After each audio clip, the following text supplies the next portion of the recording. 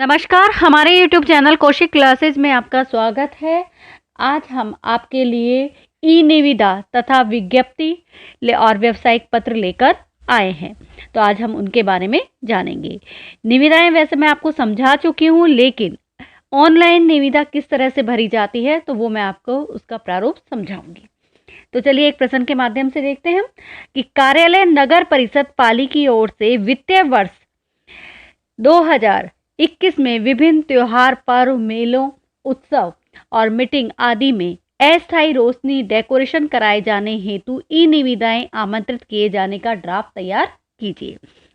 तो इसमें भी आप सबसे पहले पता लिखेंगे ऊपर, कार्यालय नगर परिषद पाली। उसके बाद आप क्रमांक संख्या लिखेंगे और इधर आपकी दिनांक होगी। ये दोनों तीनों चीज़ें एक साथ होंगी इस तरह से, जिस तरह से आपने निविदा में लिखी थी। फिर यहाँ पर नीचे लिखेंगे ई निविदा सूचना। अब आप इसमें लाइन लिखिए कि विद्युत ठेकेदारों को सूचित किया जाता है कि वित्तीय वर्ष 2021 में विभिन्न त्योहार, पर्व, मेले, उत्सव, मीटिंग आदि में अस्थायी डेकोरेशन कराए जाने हेतु ई निविदाएं आमंत्रित की जाती हैं। ये लिखने के बाद आपके इसी के अंदर आप अनुमानित लागत भी लिखेंगे। तो यहाँ पर हम लिख रहे हैं कि कार्य की अनुमानित लागत 16 लाख रुपए है।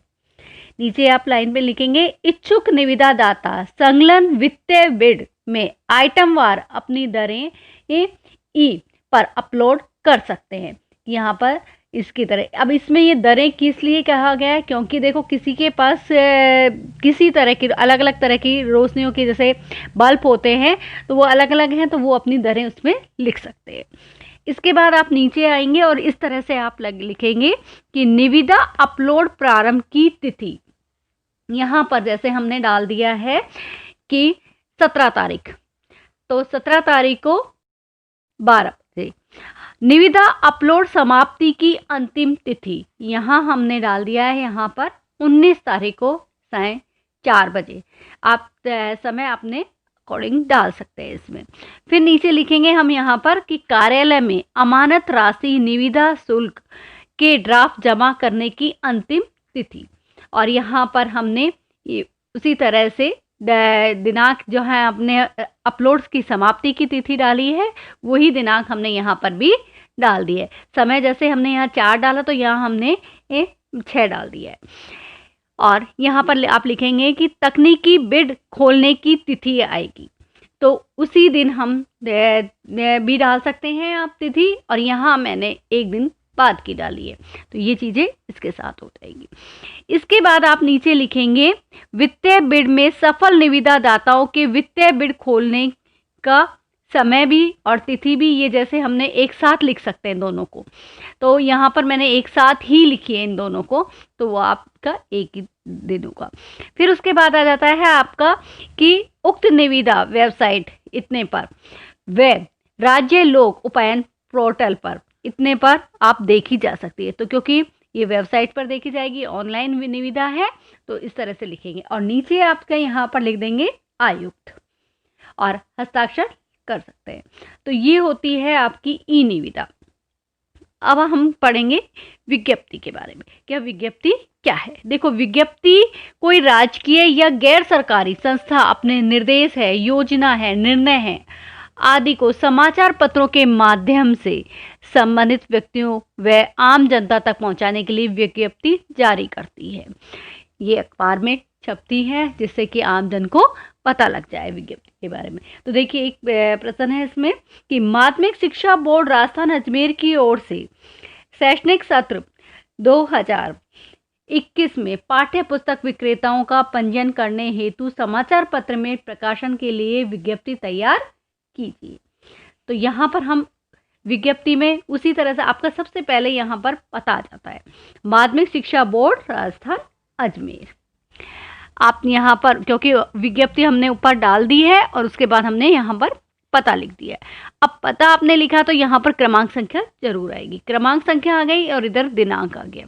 अब यहाँ पर आप लिखेंगे पाठ्य पुस्तक विक्रेताओं का पंजीयन, ये डाल दिया हमने। इसके बाद हम यहाँ पर लिखेंगे कि राजस्थान प्रदेश के समस्त पुस्तक विक्रेताओं को सूचित किया जाता है कि बोर्ड की पाठ्य पुस्तकें केवल उन्हीं पुस्तक विक्रेताओं को विक्रय हेतु उपलब्ध करवाई जाएगी जिनका पंजीकरण बोर्ड कार्यालय में होगा।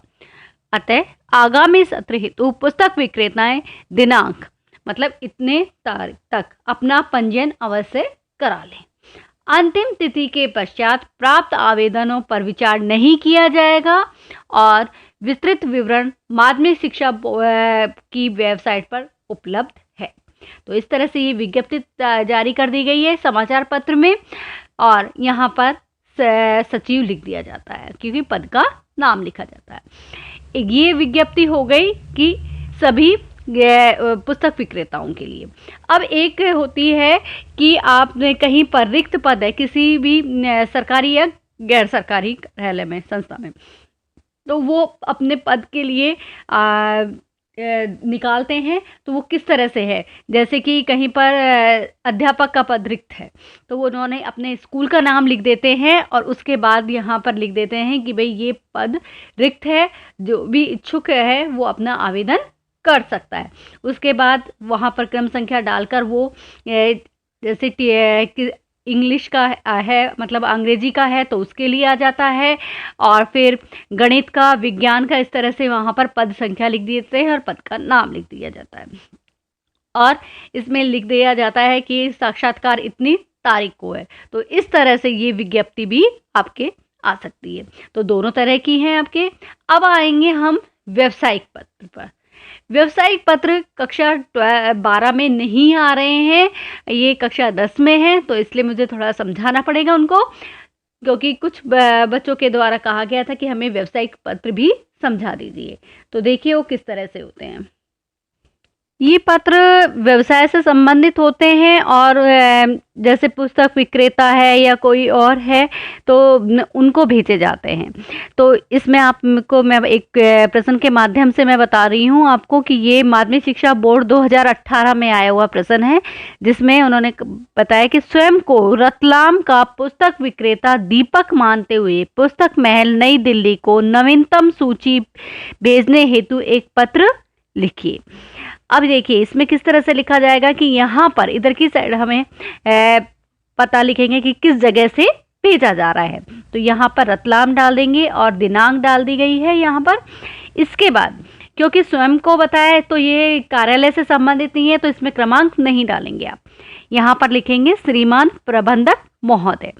फिर इसमें इनका पता लिखा जाएगा कि पुस्तक महल और फिर नई दिल्ली, इसमें कोमा लगेगा।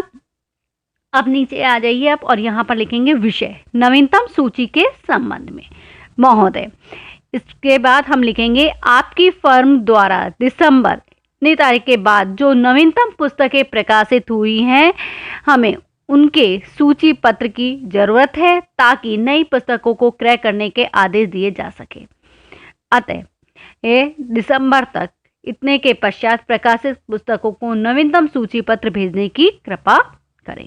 तो इस तरह से ये पत्र लिखा गया है कि भाई वहाँ मांगा गया है तो इसमें भौदिया डाल दिया गया है और फिर यहाँ पर दीपक लिखकर पुस्तक विक्रेता रतलाम लिख दिया जाता है। तो ये होता है आपका व्यवसाय से संबंधित पत्र।